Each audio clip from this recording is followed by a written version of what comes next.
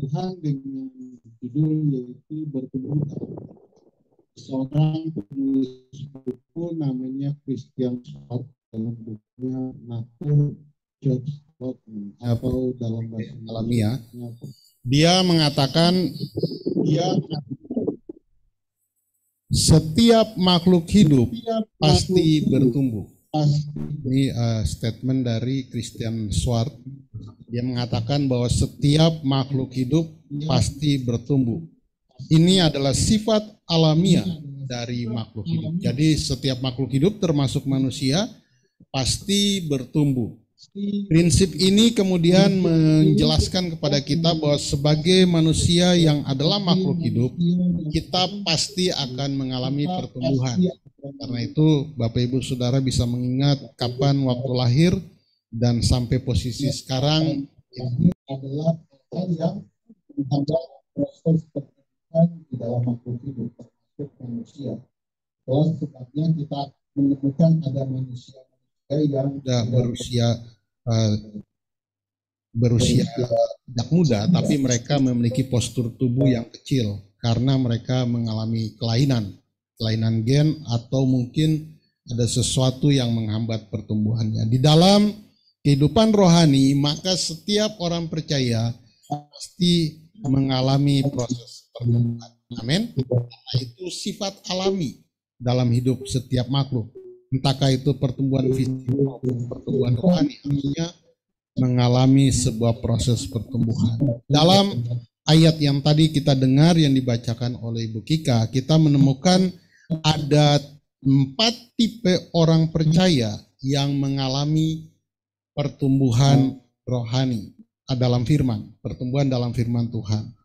Yang pertama itu orang percaya yang tidak bertumbuh di dalam firman. Itu digambarkan seperti benih yang jatuh di pinggir jalan. Benih yang jatuh di pinggir jalan, kemudian Yesus membuat analogi itu dimakan oleh burung. Burung di sini tidak bicara secara hurufiah atau secara harafiah, yaitu burung beneran, tetapi itu adalah sebuah analogi dari si jahat iblis kalau kita mendengar penjelasan Yesus di dalam ayat 18 sampai 23. Dikatakan bahwa roh jahat, bukan roh jahat, si jahat itu atau iblis, dia mengambil benih firman Tuhan.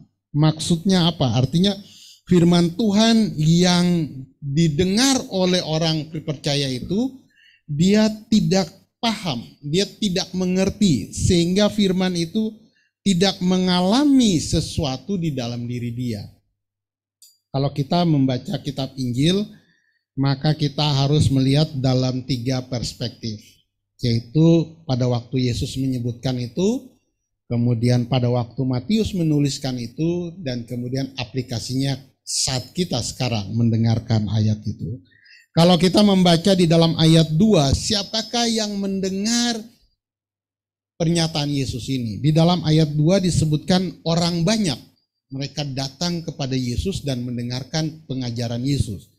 Sehingga Yesus memberikan kepada mereka perumpamaan penabur. Jadi siapakah orang-orang yang dimaksudkan di dalam ayat ini, di mana mereka itu seperti benih yang jatuh di pinggir jalan? Kita kemudian mengetahui bahwa orang-orang itu adalah sebagian dari orang banyak yang hadir pada waktu Yesus menyampaikan perumpamaan ini. Yesus memperkirakan bahwa di antara mereka tidak semua akan mengerti apa yang Yesus katakan. Mereka mungkin datang tetapi mereka tidak mengerti. Bisa saja mereka datang itu karena mereka ingin melihat mujizat yang dibuat Yesus. Bisa saja mereka datang karena mereka pernah dikasih makan roti oleh Tuhan. Kalau kita mendengar cerita Yesus memberi makan 5.000 orang. Atau mereka hanya sekedar ingin tahu ini siapa sih orangnya. Jadi kemudian ketika Yesus ngomong, mereka nggak taruh itu di dalam pikiran mereka. Dan Yesus menggambarkan itu seperti benih yang jatuh di pinggir jalan yang kemudian tidak bertumbuh. Ketika kita melihat perspektif yang kedua, yaitu 30 tahun setelah Yesus naik ke surga, Matius mengutip cerita Yesus ini dan menulisnya kepada orang-orang Kristen Yahudi pada waktu itu. Surat Matius ditulis sekitar tahun 60-an, dari 60 sampai 69. Belum tahun 70. Mengapa tidak tahun 70? Karena Matius tidak menulis tentang kehancuran Yerusalem di tahun 70. Dengan perkiraan itu maka penafsir teolog menyebutkan bahwa Matius menulis surat Matius antara tahun 60 sampai 69. Apa yang terjadi saat Matius menulis itu ketika pembacanya membaca surat Matius itu? Nah, saya melihat atau mengajak Bapak Ibu untuk melihat kondisi yang terjadi pada saat itu ketika Matius menulis surat itu tahun 60, diperkirakan tahun 60 atau sampai 69. Pada waktu itu ada 5 kaisar yang memerintah. Kaisar pertama itu Kaisar Nero. Dia memerintah tanggal 13 Oktober tahun 54 sampai 9 Juni tahun 68. Jadi dia memerintah itu 13 tahun di Roma sebagai kaisar. Setelah dia itu digantikan oleh kaisar namanya Galba. Galba ini cuma memerintah 7 bulan.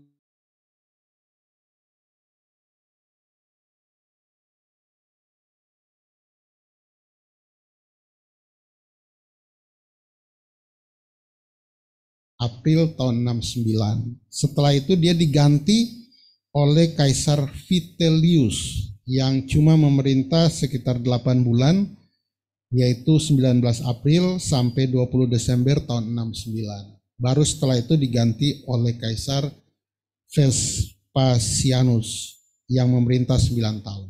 Apa yang terjadi pada masa itu ketika Matius menulis surat itu? Kalau kita memperkirakan kalau antara tahun 60 sampai 68, maka pada saat itu yang memerintah adalah Kaisar Nero. Nah, Kaisar Nero ini disebutkan adalah kaisar yang membantai banyak orang Kristen. Dia membunuh banyak orang Kristen. Entahkah itu diadu dengan singa di Kolosium, tempat gladiator, di mana kalau kita nonton film gladiator kita melihat itu orang diadu dengan orang atau orang diadu dengan singa. Nah, biasa orang Kristen diadu dengan singa yang lapar. Atau dia menyalibkan mereka di jalan-jalan. Jadi menyalibkan tidak seperti Tuhan Yesus, tangan dan kaki dipakung, enggak. Jadi di pinggir jalan raya Roma itu orang-orang Kristen ditaruh disalib di kiri kanan dengan tangan terikat, kaki terikat, kemudian mereka disiram ter. Setelah itu mereka dibakar pada malam hari menjadi obor bagi penerangan jalan. Itu kekejaman Kaisar Nero pada waktu itu. Sehingga ketika Matius menulis surat Matius kepada orang-orang Kristen yang Yahudi, yang notabene mereka ini juga mendapat tekanan bukan hanya dari pemerintah Roma, tapi mereka juga mendapat tekanan dari saudara-saudara mereka Yahudi. Karena mereka dianggap murtad, meninggalkan agama Yudaisme dan mengikuti seorang yang disalib yang namanya Yesus. Jadi ketika mereka ada dalam situasi tekanan itu, Matius menulis surat ini dan menyebutkan tentang perumpamaan ini. Apa yang mereka sedang baca? Matius mengatakan bahwa tidak semua kalian orang Kristen bisa kuat menghadapi ini. Ada yang mendengar firman Tuhan dari para rasul, tapi mereka tidak mengerti firman Tuhan. Mereka mendengar firman Tuhan, tapi begitu banyak hal yang membuat mereka akhirnya tidak mengerti firman Tuhan. Jadi bukan hanya zaman sekarang, tapi zaman dulu ada orang juga yang tidak mengerti firman Tuhan, yang disimbolkan oleh Yesus seperti benih yang jatuh di pinggir jalan. Pada hari ini Bapak Ibu Saudara, ketika kita lihat perspektif sekarang aplikasinya, maka kita temukan bahwa tidak semua orang Kristen itu mengerti firman Tuhan. Amin. Ada sebagian orang Kristen yang masuk dalam kelompok ini. Mereka datang ke gereja, tapi mereka nggak ngerti firman Tuhan. Mereka datang ke gereja hanya formalitas.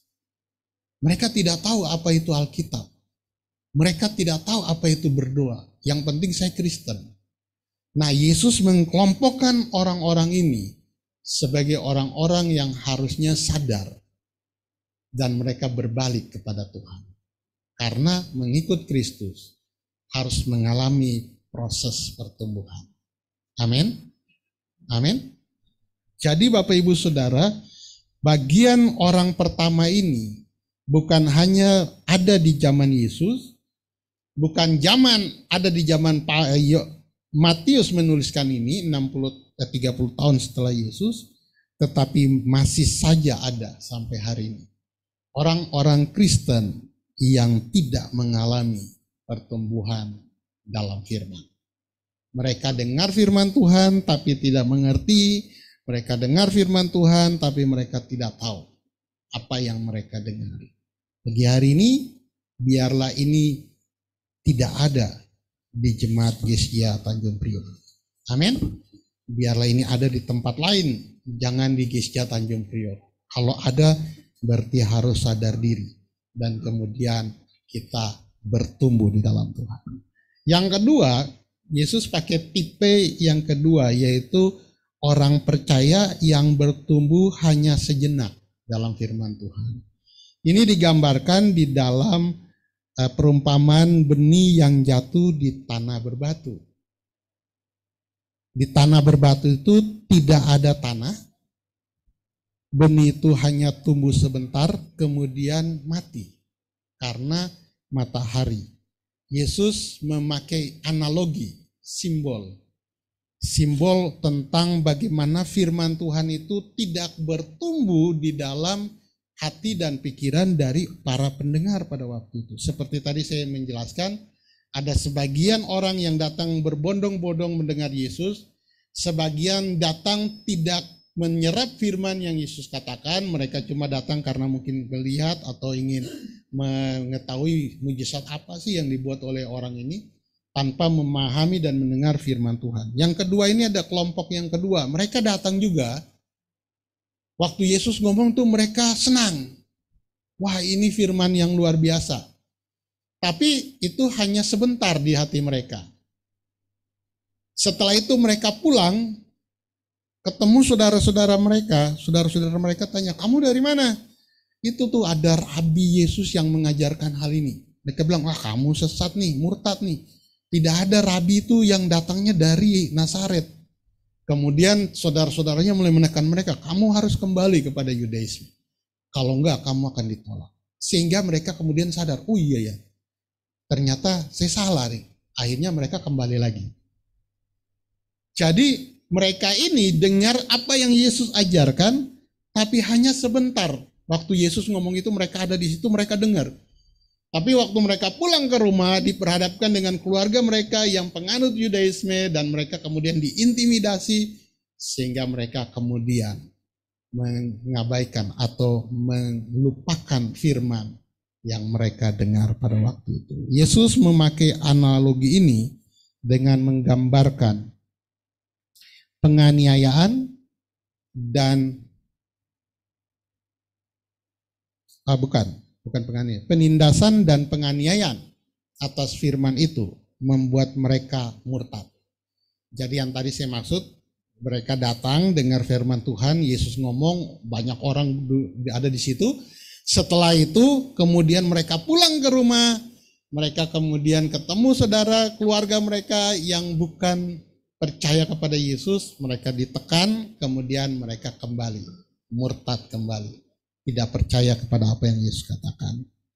Itu kondisi pada waktu firman ini disampaikan zaman Yesus.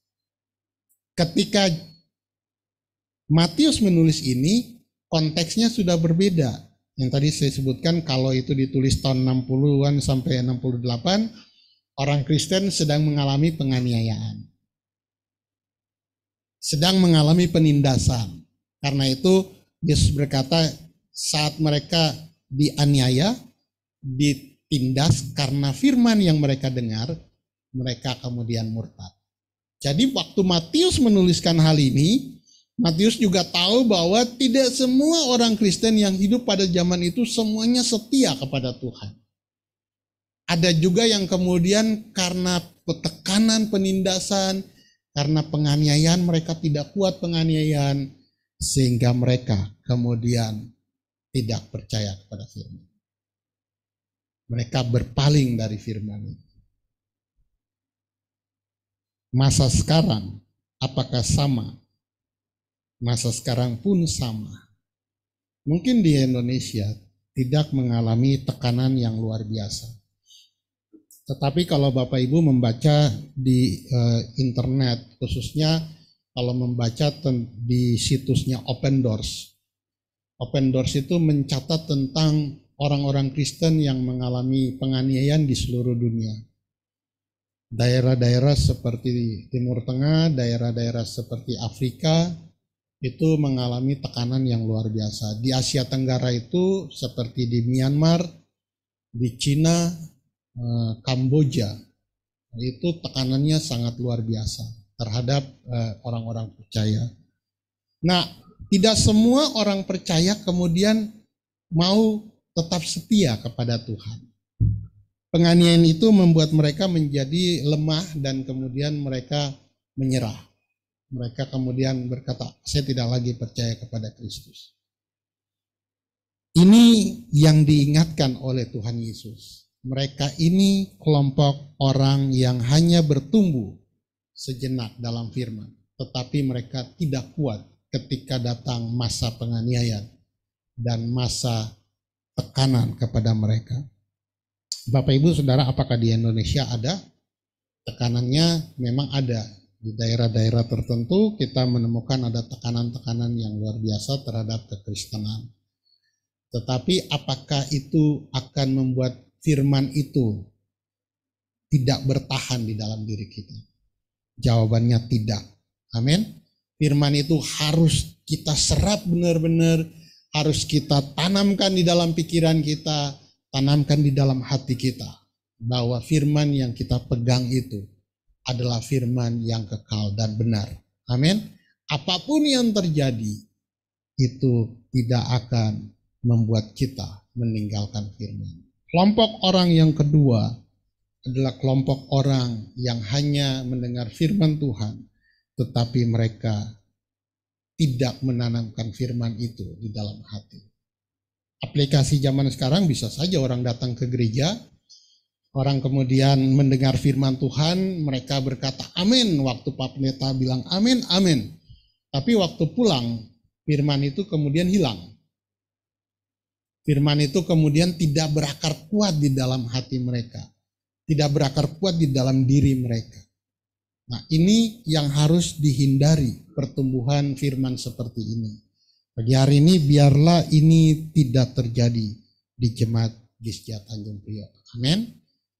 Tidak terjadi, jangan firman itu hanya kita terima sebentar, kemudian firman itu berlalu tanpa kita percayai. Itu tipe yang kedua. Tipe yang ketiga, ini adalah tipe orang percaya yang bertumbuh tapi tidak berdampak. Dia digambarkan seperti benih yang jatuh di semak belukar. Benih ini memang tumbuh, tetapi dia tidak menghasilkan buah. Dia naik, tumbuh, tapi tidak menghasilkan buah karena semak belukar menghimpit dia, sehingga dia tidak bisa menghasilkan buah. Ini sebuah analogi yang dibuat oleh Yesus. Semak belukar, kata Tuhan Yesus, itu adalah kekhawatiran, itu adalah tipu daya kekayaan yang membuat firman itu tidak berbuah. Apakah hal ini terjadi pada zaman Yesus?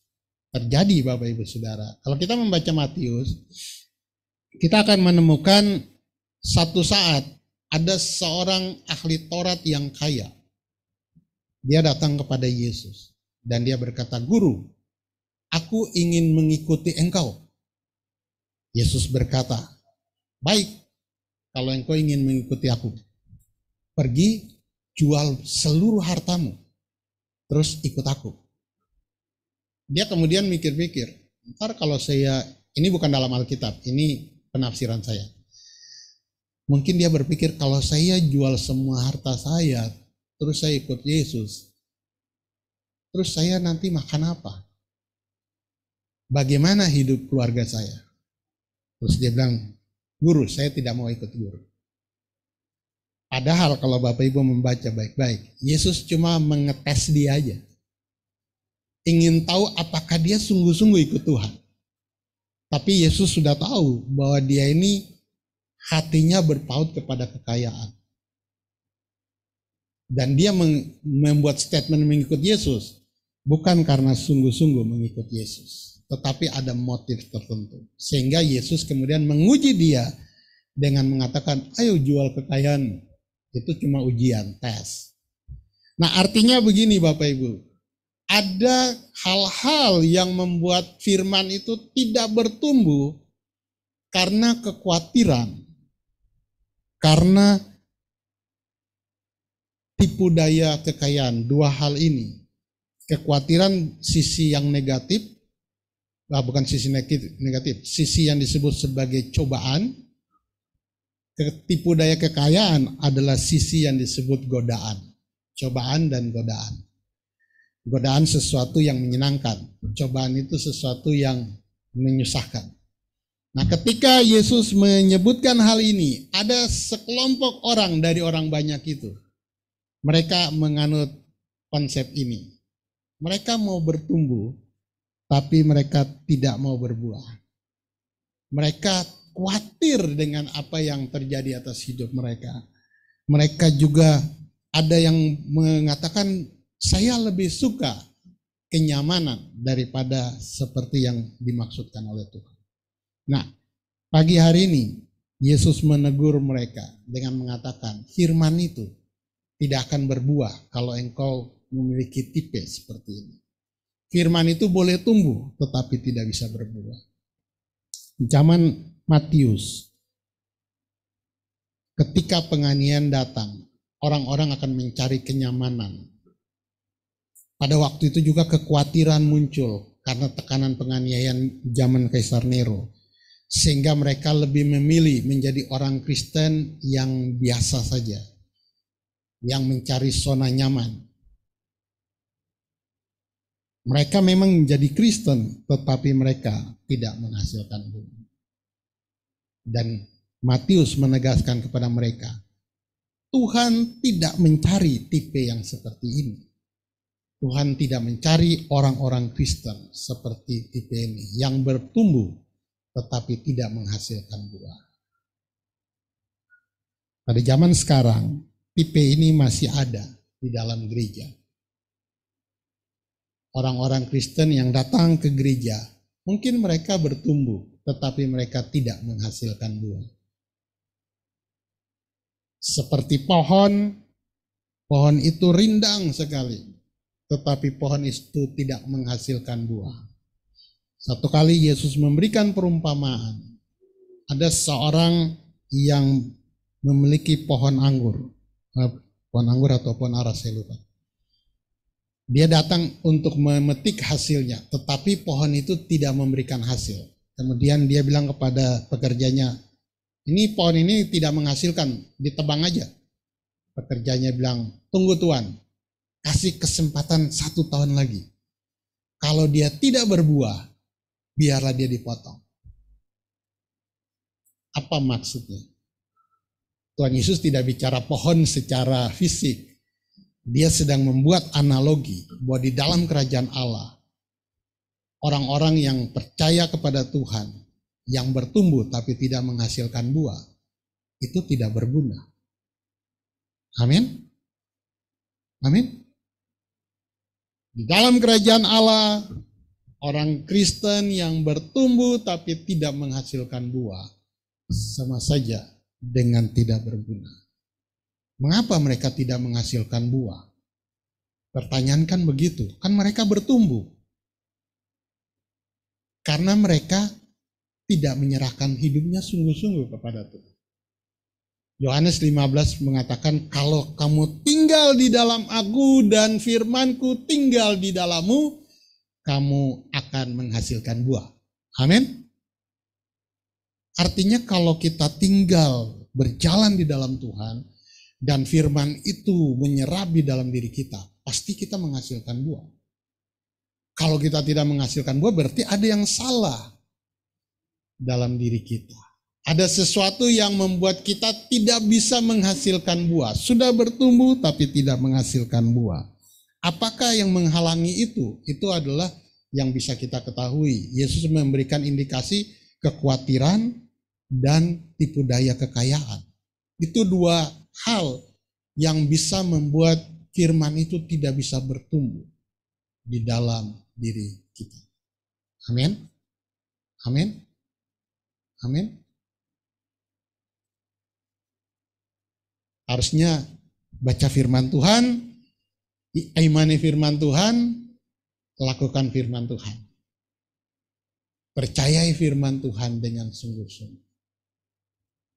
Ketika saya membaca Matius 6,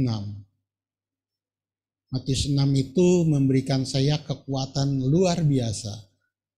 Hal itu terjadi ketika tahun 2020. Tahun 2020 ketika ada di dalam situasi yang sulit. Pada waktu itu Ibu Unik berhenti bekerja tahun 2020. Mulai dari ancang-ancang bulan Januari sudah mau resign tuh saya udah mulai pusing nih. Ini apa yang terjadi kalau Ibu Unik berhenti bekerja? Bisakah kita hidup? Dan itu kekhawatiran yang sangat luar biasa. Sampai kita kemudian berdua ngobrol, diskusi. Nah, saya bersyukur punya istri yang luar biasa, yang memberikan kekuatan kita bisa lampu itu. Akhirnya setelah bulan Juni selesailah, finish. Memang bulan Januari sampai Juni masih dapat gaji, walaupun tidak ngajar. Nah, sampai bulan Juni kemudian selesailah Ibu Unik pensiun. Nah, setelah pensiun, yaitu kita harus mengimani firman Tuhan. Amin. Mengimani firman Tuhan bahwa Allah menyertai. Ayat 32 yang menjadi ayat kesukaan saya, bukan ayat 33. Ayat 32 mengatakan, Bapamu yang di surga tahu bahwa kamu memerlukan semuanya itu. Dan puji Tuhan bahwa Tuhan menyertai sampai hari ini. Amin. Tuhan menyertai kita ketika kekhawatiran itu datang. Maka kita bisa mengalahkannya dengan firman Tuhan. Amin. Kita bisa mengalahkannya dengan bagaimana mempercayai bahwa Allah mampu memelihara hidup kita. Sampai hari ini masih saya hidup dan istri dalam keadaan yang tidak berkekurangan. Tuhan mencukupi kehidupan saya dan keluarga. Walaupun secara hitungan matematika itu tidak mungkin, Bapak Ibu Saudara. Tidak mungkin.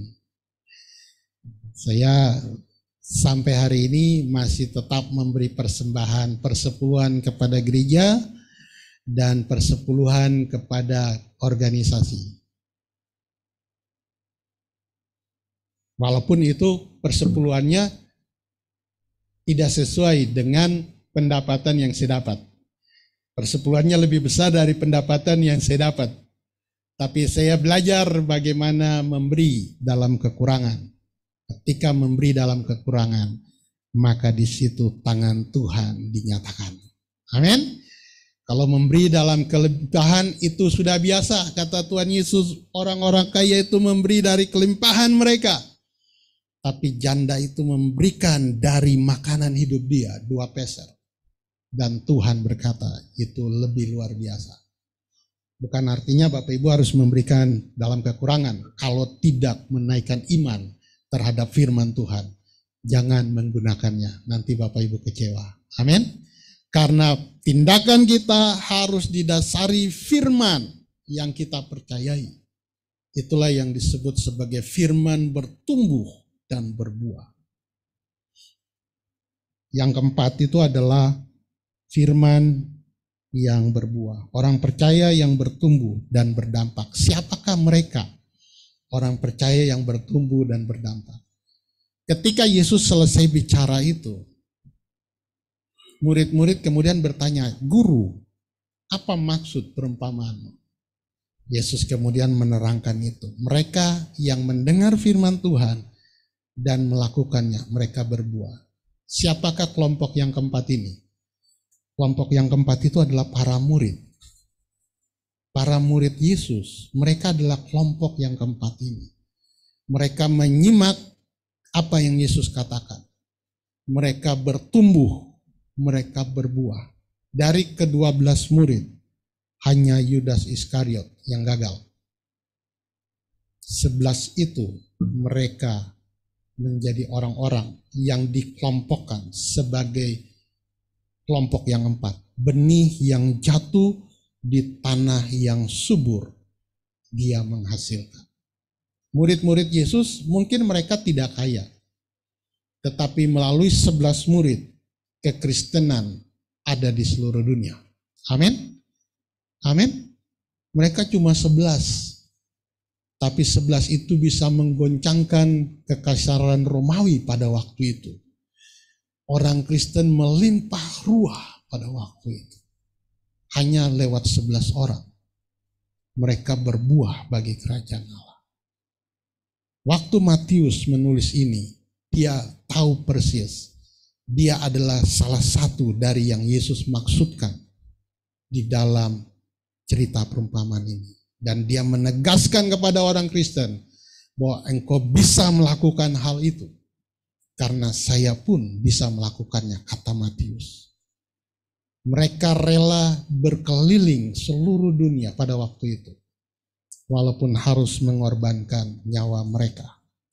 Mereka pergi untuk memberitakan firman. Mereka pergi untuk menghasilkan buah bagi kerajaan Allah. Bahkan mereka pergi sampai ke Asia, yaitu India. Salah satu rasul ke India dan mati di India.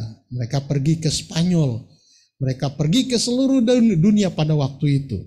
Pada waktu itu kalau Indonesia sudah ada, sudah bisa terdeteksi, mereka akan datang ke Indonesia. Sayangnya pada waktu itu yang dikenal cuma India. Sehingga mereka sampai di India. Bapak Ibu Saudara, siapakah yang Tuhan inginkan di dalam perumpamaan ini?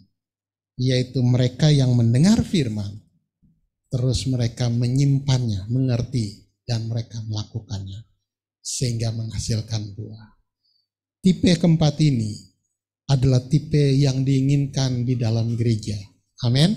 Tipe yang diinginkan untuk menghasilkan kerajaan Allah yang lebih besar. Mungkin kalau kita ada di tipe pertama, tipe kedua, tipe ketiga, kita harus membuat sebuah progres pertumbuhan dalam firman sehingga kita naik, bukan tinggal tetap di situ. Kalau kita tidak mengerti firman, kita belajar untuk mengerti firman. Ketika kita mengerti firman, kita belajar untuk bagaimana mempertahankan firman walaupun ada tekanan, walaupun ada penindasan terhadap firman. Ketika kita mengerti firman, kita akan bisa menguatkan diri kita meskipun ada kekhawatiran, meskipun ada godaan. Kita tetap di dalam firman. Amin. Dan kita bisa menghasilkan buah. Di hari ini biarlah Bapak Ibu Saudara kita bisa menjadi apa yang Tuhan inginkan dalam diri kita. Bertumbuh di dalam firman Tuhan. Membaca Alkitab itu haruslah menjadi bagian yang penting dalam hidup kita. Amin. Apalagi dengan zaman sekarang Bapak Ibu Saudara dengan mudah membaca Alkitab atau mendengarkan Alkitab. Biarlah itu selalu mengisi hidup kita. Mungkin waktu membaca Bapak Ibu tidak mengerti, tetapi biarlah itu ditanamkan di otak. Diinputkan dulu. Kalau Bapak Ibu membaca kitab bilangan, kitab imamat itu sesuatu yang membingungkan. Karena itu bicara tentang korban, bicara tentang jumlah korban, bicara tentang harus bagaimana memotong korban, bicara bilangan, bicara tentang bagaimana jumlah Israel, sesuatu yang kelihatannya apa sih berkaitan dengan saya, tetapi itu belum terjawab. Nanti satu saat firman itu akan muncul di pikiran Bapak Ibu Saudara. Amin. Firman itu akan berakar di dalam Bapak Ibu Saudara, menjadi kuat di dalam Bapak Ibu Saudara. Zaman sekarang bukan hanya baca firman Tuhan dalam bahasa Indonesia.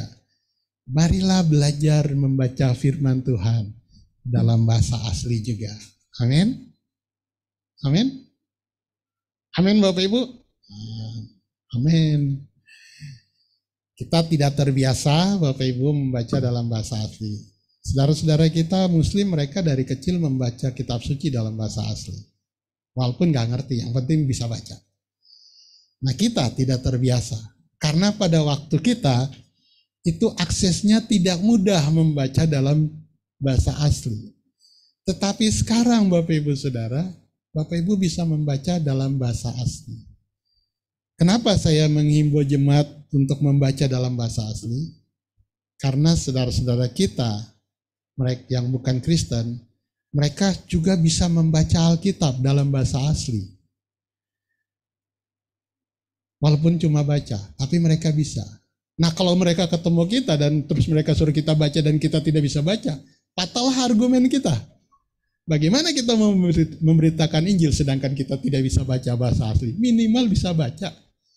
Nah, di dalam YouTube itu ada tutorial membaca. Bapak Ibu bisa membaca, penulis. Minimal baca, penulis.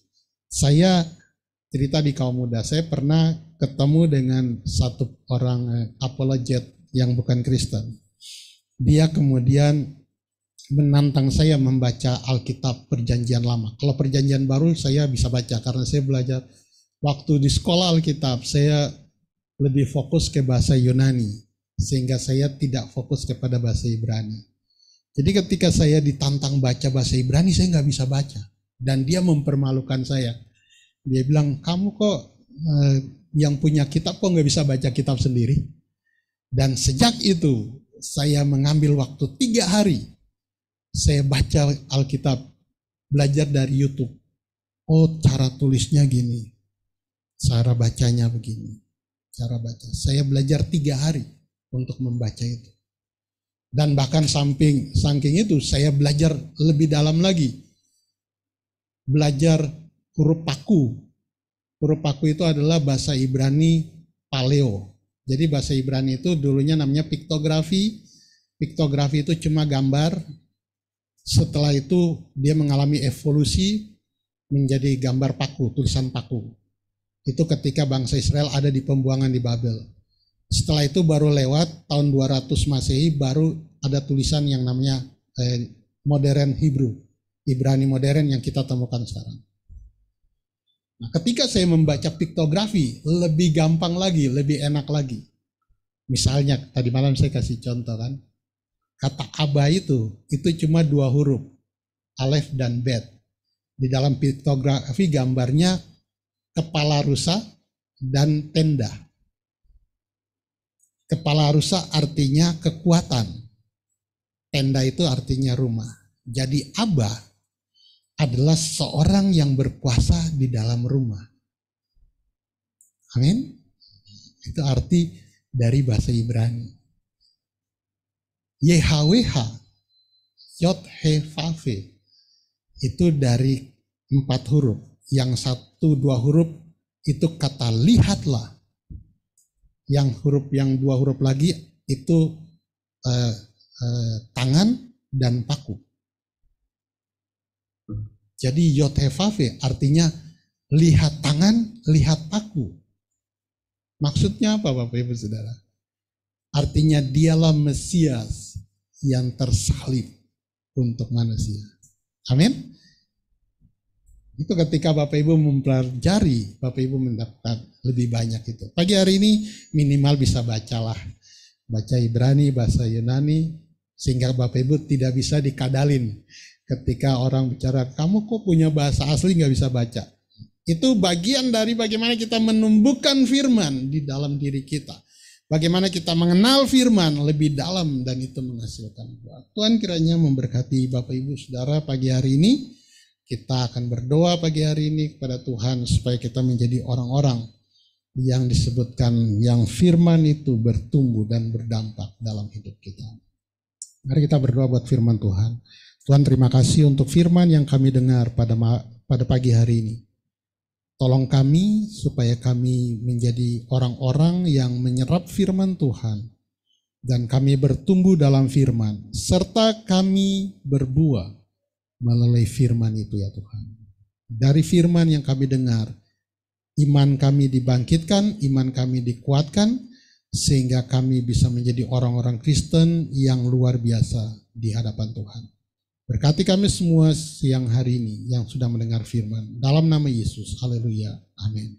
Pagi hari ini kita akan mendoakan mereka yang ulang tahun. Pertama kita akan mendoakan yang, apakah hari ini, minggu ini ada yang ulang tahun pernikahan? Ibu nih?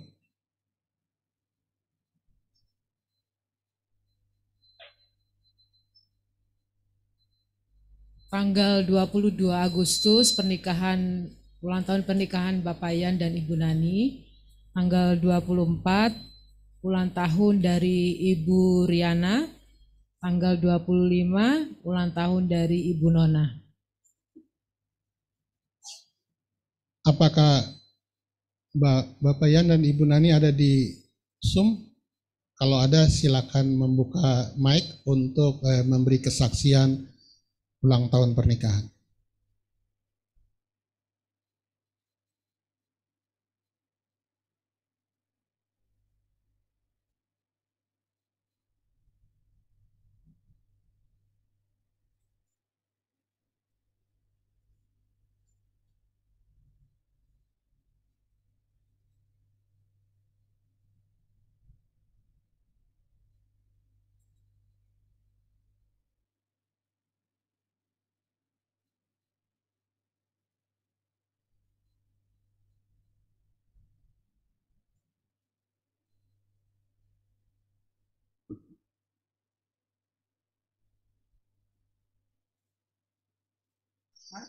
Mengucap syukur udah 50 tahun saya mengucap. Puji Tuhan, siang ini saya bersyukur buat Tuhan karena sampai saat ini saya sudah Tuhan sudah tambah usia. Saya sama istri sampai hari ini boleh ada sebagai mana kami ada, itu semua karena kemurahan Tuhan. Pujilah Tuhan. Apa?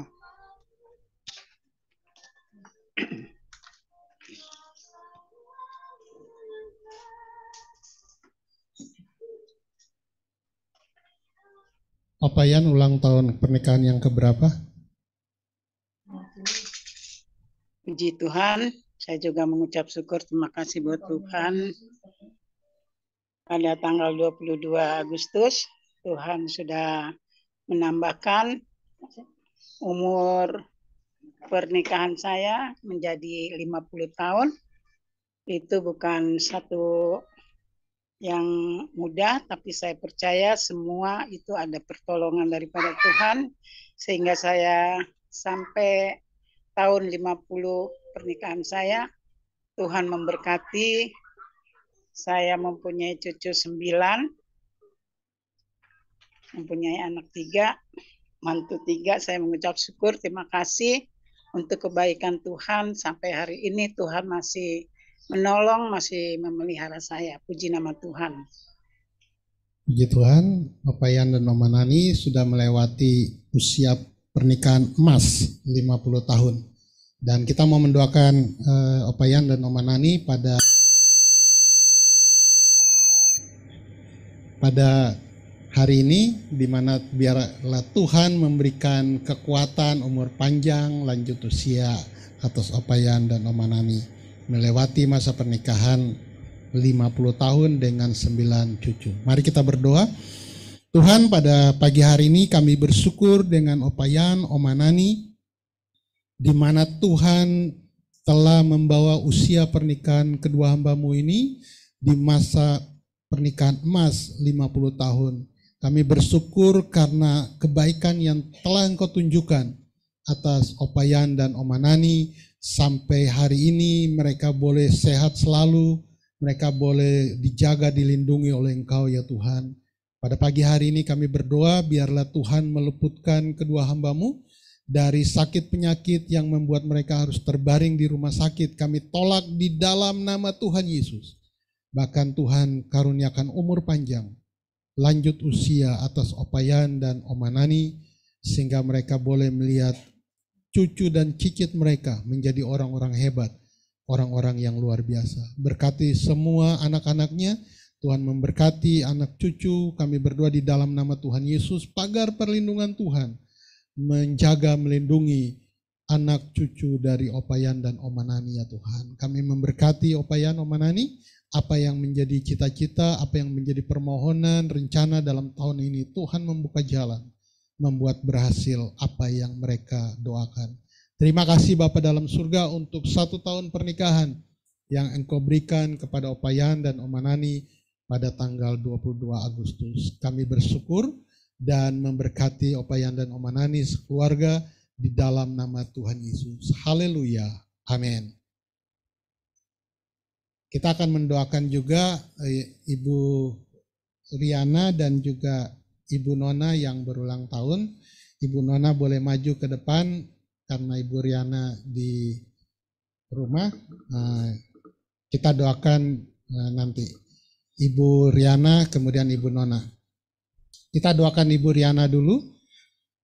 Tuhan menolong. Tuhan, kami berdoa juga buat Ibu Riana yang juga berulang tahun di minggu ini ya Tuhan. Kami berdoa biarlah Tuhan senantiasa memberikan kesehatan yang baik kepada hamba-Mu. Tuhan menjaga, melindungi, memagari dengan pasukan malaikat, meluputkan dari sakit penyakit, kelemahan tubuh. Kami mohon dalam nama Tuhan Yesus, biarlah kesehatan yang baik, kekuatan dari Tuhan, menyertai Ibu Riana, bahkan umur panjang, menyertai hamba-Mu ini.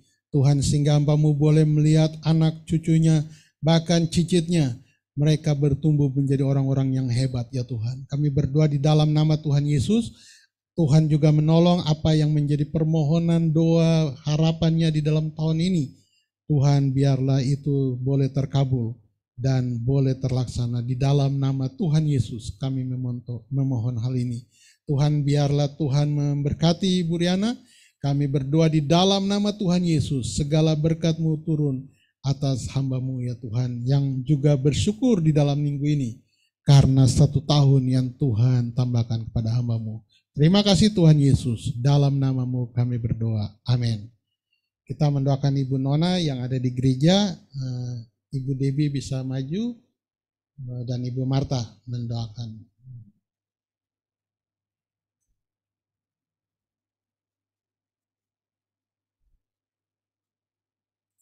Ibu Nona juga yang berulang tahun, kita doakan Ibu Nona. Mari kita berdoa. Tuhan, kami berdoa buat Ibu Nona yang juga berulang tahun dalam minggu ini. Tuhan memberkati hamba-Mu dengan memberikan kesehatan yang baik, memberikan kekuatan, perlindungan atas hamba-Mu. Tuhan juga menolong dengan memberikan umur panjang, lanjut usia kepada hamba-Mu Ibu Nona untuk melihat anak-anaknya, bahkan melihat cucu dan cicitnya. Mereka akan bertumbuh menjadi orang-orang yang hebat di kemudian hari ya Tuhan. Kami memberkati Ibu Nona di dalam nama Tuhan Yesus. Tuhan juga memberkati keluarga Bapak Edwin, Els dan El. Tuhan memberkati mereka ya Tuhan. Kami juga berdoa dalam pekerjaannya, Tuhan memberkati, membuat berhasil apa yang dikerjakannya ya Tuhan. Kami berkati Ibu Nona dengan umur panjang, kesehatan yang baik, dan juga perlindungan Tuhan pada siang hari ini. Di dalam nama Tuhan Yesus Kristus, apa yang menjadi permohonannya, apa yang menjadi harapannya di dalam tahun ini, biarlah Tuhan mengabulkannya dan memberkatinya di dalam nama Tuhan Yesus. Terima kasih untuk 1 tahun yang Tuhan berikan kepada Ibu Nona dan juga Ibu Riana pada minggu ini. Terpujilah Tuhan dalam nama Yesus. Haleluya. Amin. Bagi yang ulang tahun, selamat ulang tahun pernikahan buat Opa Yan dan Ibu Nani, buat Ibu Riana dan Ibu Nona, selamat ulang tahun. Kita akan mengakhiri ibadah kita siang hari ini dengan berdiri bersama-sama dan kemudian mengakhirinya di dalam doa pada siang hari ini. Mari kita berdoa. Tuhan, kami sudah menaikkan pujian, kami sudah mendengar firman-Mu. Tolong kami supaya kami merespon dan kemudian dalam minggu yang akan berjalan, bahkan di dalam tahun ini, kami bertumbuh menjadi orang-orang Kristen yang bisa menghasilkan buah dari firman yang kami pegang dan kami percayai ya Tuhan. Berkati kami semua yang hadir pada siang hari ini, yang ada di rumah maupun yang ada di gereja. Tuhan memberkati kami, Tuhan memberkati pekerjaan kami sepanjang minggu ini. Tuhan membuat berhasil apa yang kami kerjakan. Tuhan berkati semua lumbung-lumbung keuangan kami dengan kelimpahan. Kami berdoa mohon Tuhan menghalau segala roh perampas berkat Tuhan dalam minggu ini. Kami patahkan roh itu di dalam nama Tuhan Yesus. Kami patahkan kuasa penyakit. Kami patahkan roh-roh kematian. Kami tolak di dalam nama Tuhan Yesus. Dan Tuhan biarlah umur panjang, lanjut usia, menyertai jemaat-Mu Gereja Tanjung Priok. Mereka bisa melihat anak cucu cicit mereka. Dan Tuhan memberikan kesehatan yang baik, kekuatan atas jemaat-Mu ya Tuhan. Tuhan memberikan keberhasilan, baik yang bekerja maupun yang bersekolah. Sehingga mereka menjadi orang-orang yang luar biasa di hadapan Tuhan dan di hadapan manusia. Terima kasih Bapa di dalam surga. Kami akan mengakhiri ibadah kami pada siang hari ini dan memohon berkat Tuhan atas kami. Mari kita mengangkat tangan, menerima berkat Tuhan, berkat yang diberikan kepada Israel, berkat yang sama turun atas Bapak Ibu siang hari ini. Tuhan memberkati engkau dan melindungi engkau. Tuhan menyinari engkau dengan wajah-Nya dan memberi engkau kasih karunia. Tuhan menghadapkan wajah-Nya kepadamu dan memberi engkau damai sejahtera. Biarlah berkat Tuhan ini yang berasal dari Allah Bapa, dari Tuhan Yesus Kristus dan dari Roh Kudus menyertai Bapak Ibu Saudara mulai saat ini sampai Maranatha. Biarlah yang percaya mengatakan amin. Tuhan memberkati Bapak Ibu Saudara sekaliannya. Selamat hari Minggu. Selamat menjalani minggu ini dengan berkat dan Tuhan berkati Bapak Ibu Saudara sekalian. Jaga protokol kesehatan. Bapak Jemi, Bapak Pike, Bu Eli, ya, semuanya, Mami, Mbak Yayu, Ibu Lili, Oma Nani selamat ulang tahun, Ibu Iin, Tuhan berkati. Opa. Selamat ulang tahun juga Bu Riana. Selamat ulang buah Ibu Eli, salah ya? Om Pin. Dan berkati semuanya. Bapak Nus, Tuhan berkati Bapak Nus. Iya, Bapaknya Tuhan berkati, Mapin. Ya, itu satu orang ngitin-ngitin ngapain tuh?